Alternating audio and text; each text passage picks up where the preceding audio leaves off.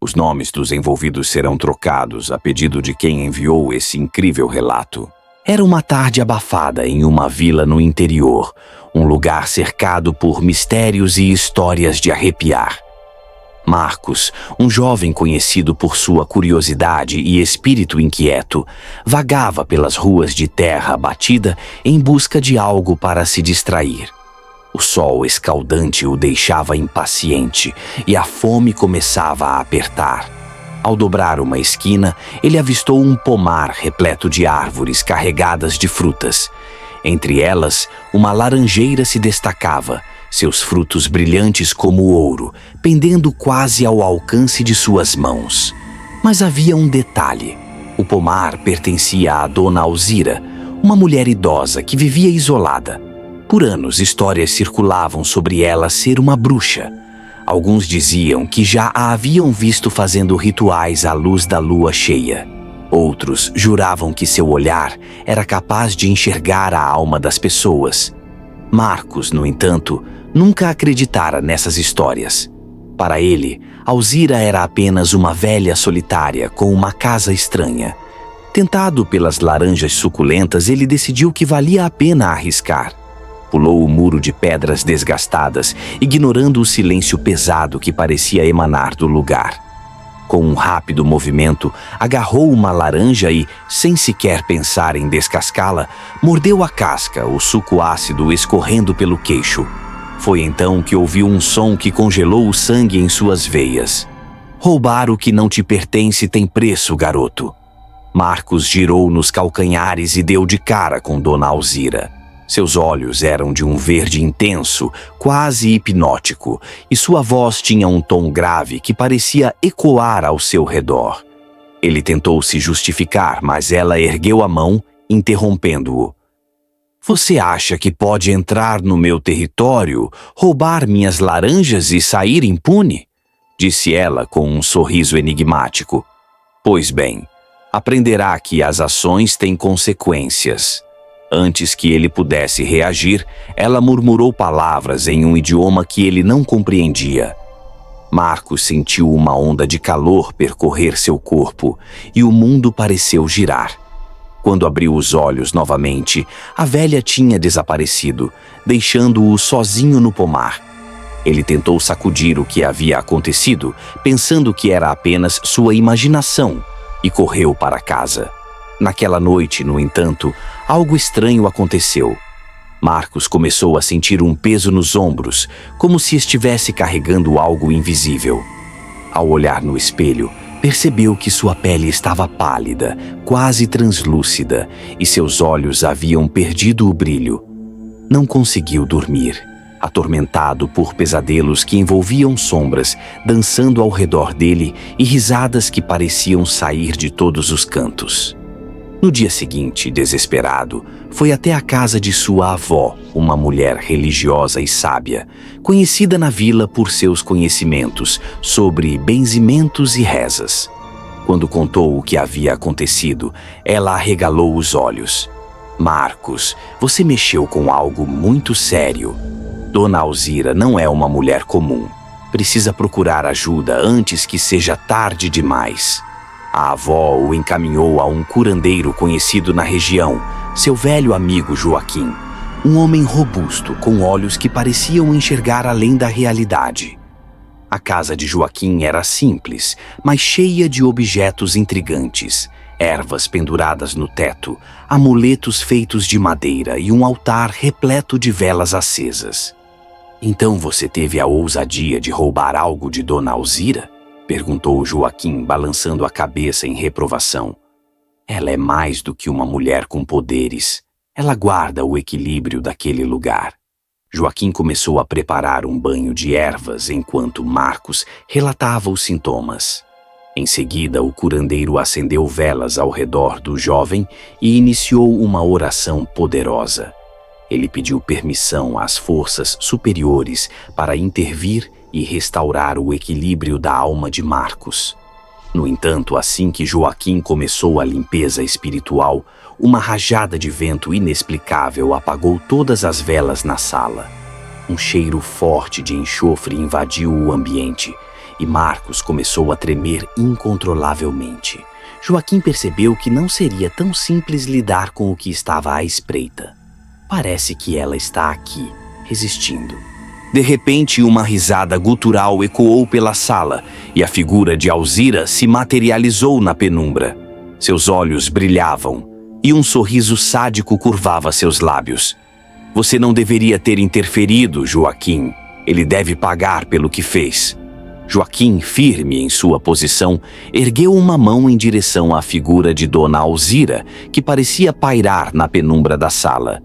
Ele sabia que o confronto não seria simples, pois o que estava em jogo não era apenas a libertação de Marcos, mas o equilíbrio de forças muito além do que qualquer um podia compreender.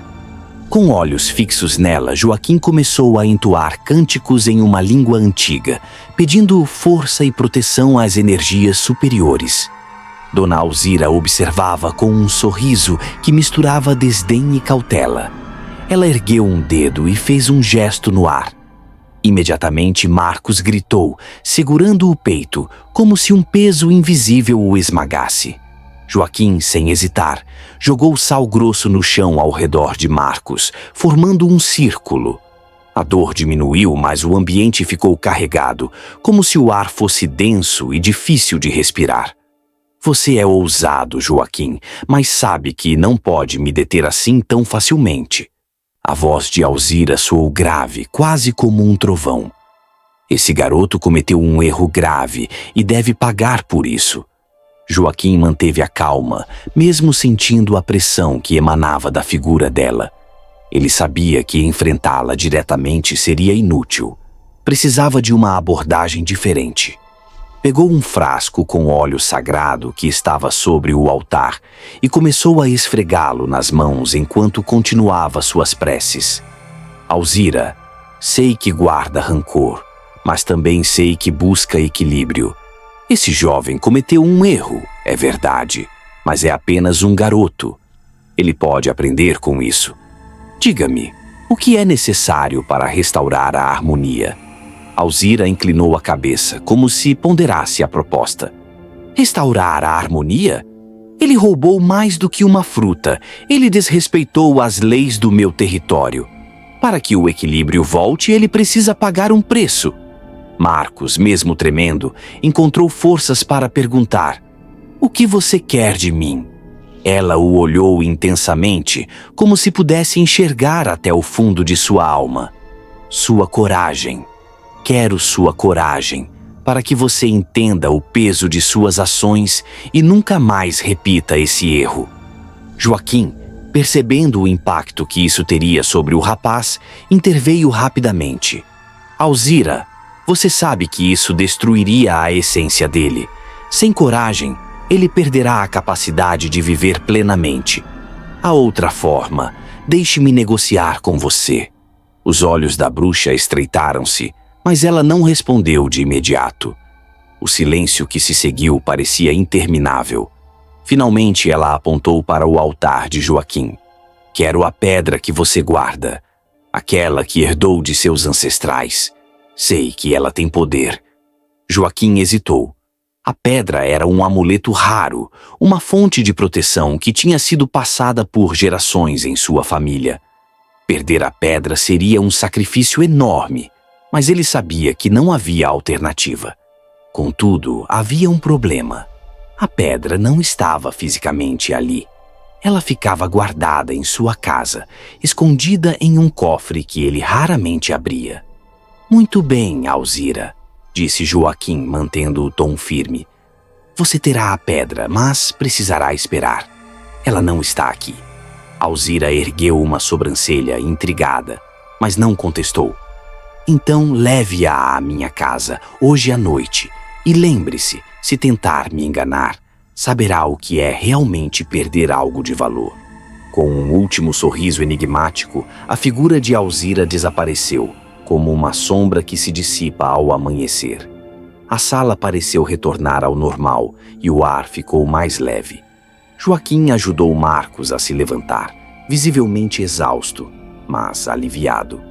"O que acontece agora?" perguntou Marcos, a voz tremendo.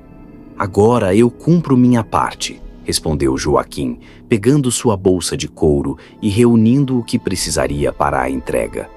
"Mas lembre-se, garoto, isso não significa que você está livre de responsabilidades. Respeite sempre as forças que não entende." Ainda naquela noite, Joaquim foi até a casa de Dona Alzira. O caminho era escuro e silencioso, e o peso da pedra em sua bolsa parecia maior do que realmente era. Ao chegar, ele colocou a pedra sobre o limiar da porta e recuou, sentindo que não precisava esperar mais nada. No instante em que se afastou, ouviu uma risada distante, mas a tensão que o acompanhava desapareceu. Quando retornou, Marcos estava à espera, ansioso por notícias. Joaquim assentiu levemente, indicando que tudo havia terminado. "Está feito, Marcos, mas lembre-se desta lição. Algumas laranjas custam mais caro do que você imagina." Enquanto Joaquim e Marcos tentavam recuperar o fôlego daquela noite extenuante, uma sensação inquietante pairava no ar. A casa de Joaquim, um refúgio conhecido por sua calma, agora parecia diferente. As madeiras do chão rangiam sem motivo e o vento que soprava pelas frestas das janelas trazia um cheiro estranho, terroso, como de algo apodrecido. Joaquim, atento, caminhava de um lado para o outro, enquanto Marcos permanecia sentado, claramente ainda abalado. "Você acha que isso acabou mesmo?" Marcos perguntou com a voz hesitante, segurando um copo de água nas mãos trêmulas. "Entreguei o que ela pediu", respondeu Joaquim sem parar de andar. "Mas com pessoas como Alzira, nunca se sabe ao certo." Um som seco de madeira estalando os interrompeu. Ambos olharam na direção da cozinha.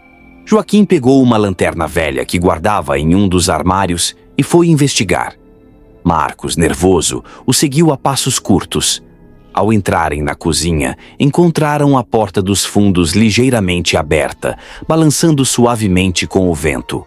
O trinco, antes intacto, estava agora quebrado. "Isso não é normal", murmurou Joaquim, inspecionando o local.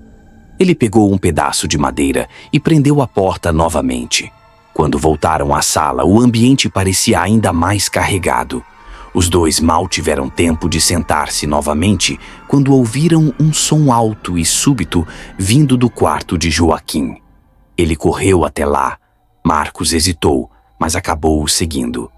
Ao entrar, encontraram um de seus armários caído no chão, com todas as gavetas espalhadas. Pedaços de papéis velhos, amuletos e garrafas de óleo se espalhavam por todo o chão. "Isso é estranho demais." Marcos olhava ao redor, os olhos arregalados. Joaquim, porém, estava focado em algo no canto do quarto. Ali, no meio do caos, estava o pequeno frasco de óleo que ele havia usado antes, na tentativa de proteger Marcos. O frasco agora estava vazio, com o vidro rachado. "Ela está testando a gente", disse Joaquim finalmente. "Está me dizendo que não acredita no que entreguei." "Mas você entregou a pedra, não entregou?" insistiu Marcos. Joaquim hesitou antes de responder. "Entreguei, mas o que entregamos às vezes não é o suficiente." Marcos, confuso, ia perguntar mais, mas foi interrompido por um som estranho vindo de fora, algo como passos lentos e pesados sobre o cascalho. Joaquim caminhou até a janela e afastou a cortina, tentando ver algo na escuridão. Não havia nada lá fora, apenas o movimento das árvores sob o vento. "Ela não vai desistir, vai?" Marcos disse, agora em um tom quase desesperado. Joaquim suspirou, pegou uma das velas que guardava no altar improvisado e a acendeu. Colocou-a no centro da mesa da sala e começou a falar em um tom baixo e firme. "Alzira, eu cumpri o que foi pedido. Você teve o que queria. Por que ainda está aqui? O silêncio que se seguiu foi quase ensurdecedor. O vento parou abruptamente e a casa ficou mergulhada em uma quietude opressora. Aos poucos, o som do cascalho voltou, mas agora parecia estar se afastando. Joaquim se levantou, abriu a porta da frente e olhou para fora. A figura de Alzira estava lá, à distância, iluminada apenas pela luz fraca da lua. Ela não parecia mais ameaçadora. Sua postura era cansada, quase resignada. Sem dizer uma palavra, ela virou-se e caminhou para dentro da mata densa que rodeava o local, desaparecendo entre as árvores.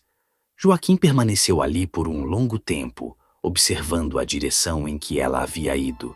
Sentia-se estranho, como se uma parte daquele peso que carregava tivesse sido aliviada. Marcos finalmente se aproximou.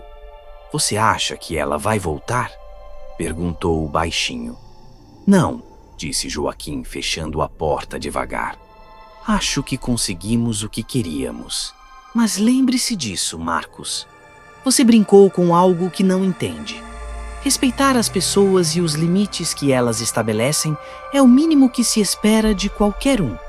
Naquela noite, ambos dormiram mal, mas a casa permaneceu em silêncio. Quando o dia amanheceu, Joaquim levantou-se cedo e foi até o altar, onde apagou as velas que haviam queimado até o fim. Limpou os restos do frasco de óleo, reorganizou as gavetas do armário e colocou a vida de volta ao que parecia ser o normal. Marcos partiu pouco tempo depois, visivelmente aliviado por estar deixando aquele lugar. Antes de ir, porém, olhou para Joaquim e, em um tom sério, disse: "Eu nunca vou esquecer o que aconteceu aqui." Joaquim apenas assentiu. Quando ficou sozinho, olhou pela janela para a mata onde Alzira desaparecera, lembrando da sua luta espiritual da noite passada e tranquilo por já ter resolvido tudo. Esse relato aconteceu com uma pessoa no interior do Brasil. Ela pediu para trocar os nomes para que não saibam que é ela. Se inscreva para mais histórias.